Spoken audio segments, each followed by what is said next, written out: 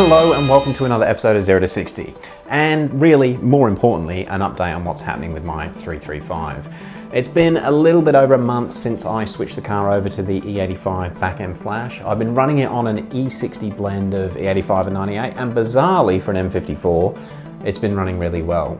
However, the quest for more power is always there, and the next stage of upgrades is upon us. People who are familiar with the N54 fueling options will probably already know where this video is going. But before I get into what I've decided to do, I want to give some background on current OE fuel systems, just in case someone is watching who has no idea that direct injection even exists. So electronic fuel injection has really been a mass market product since the late 80s or early 90s.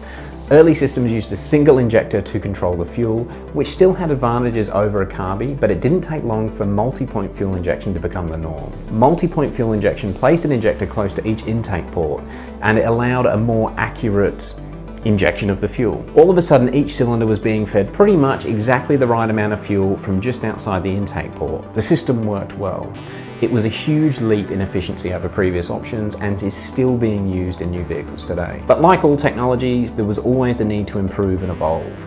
And that's what happened with the development of direct injection. Direct injection took the principles of multi-point injection really to the next level. Direct injection literally directly injected the fuel into the combustion chamber. So instead of the injector being outside the intake port, the fuel is right where it needs to be, ready to be burnt by the spark plug. Being able to inject the fuel exactly where it's needed at exactly the right time provided close to a 30% increase in fuel efficiency. This helped with manufacturers chasing increasing emissions targets and also helped bump power figures right up. The downside of direct injection was it needed the fuel to be injected into the combustion chamber at 10 to 20 times the pressure of older port injection systems. This high fuel pressure requirement meant typical electronic fuel pumps were not up to the task. Direct injection engines all currently use mechanical fuel pumps, which get the pressures up to as high as 5,000 psi. That's what the new Supra is actually running in the B58 engine. Crazy for petrol injection. The other drawback currently is most direct injectors simply cannot flow the fuel needed to make mega horsepower. The precision timing required for direct injection simply lowers the volume of fuel the injectors can flow. Even with two high-pressure fuel pumps, it appears the limit for the latest generation of N54 injectors is around 800 horsepower, a figure that can simply be dwarfed by the older port injection systems. So how do we get around this? Well, thanks to Lamborghini, the N54 world has a guide to follow. In 2008, Lamborghini released their first direct injection engine in the Gen 2 Lamborghini Gallardo. It was the 5.2-litre V10 sporting basically Lamborghini's take on the Volkswagen FSI direct injection system. This jumped the Gallardo's power from around 500 horsepower up to 570, whilst improving fuel economy at the same time. Now, with the introduction of the Huracan in 2014, Lamborghini went all out with the best of both worlds. The Huracan version of the same engine was fitted with both direct injection and port injection. This allowed the engine to perform very economically under low stress conditions, making use of the efficiency of direct injection. But under high load, it had the port injection to really pump the fuel in when needed. This system also meant that the port injection would keep the intake valves clean. Dirty intake valves are a problem for all direct injection motors, which often requires a fairly costly intake cleaner walnut blast. This is caused by the fuel not going anywhere near the intake port, so the carbon does build up. With the N54, there are many pros and cons to fitting port injection. If it's good enough for Lamborghini, it's good enough for my budget BMW. Now, this is why I've chosen this route instead of a more recent concept of overdriving the single high pressure fuel pump.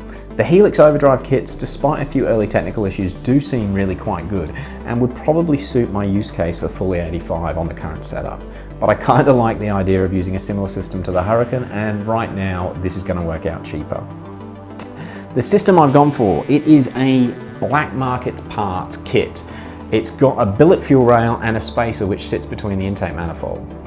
It houses 6 550cc fuel injectors, and I'm going to be controlling it through the BMS port injection controller. The BMS port injection controller does integrate nicely with the JB4, and it should provide an additional level of safety or cutoff for the port injection if there's anything wrong with the motor. So if it senses that it runs lean or overboost, it'll just shut the fuel system down. The port injection for the N54 is a supplementary fuel system, which means it's not directly linked to what the factory system is doing with the direct injection. But the factory system simply monitors AFRs. So as the port injection starts adding fuel, the factory system will realise immediately that it doesn't need to add as much fuel through the direct injectors to hit the required target air-fuel ratio. So with that stress taken away from the main system, that's how it all works.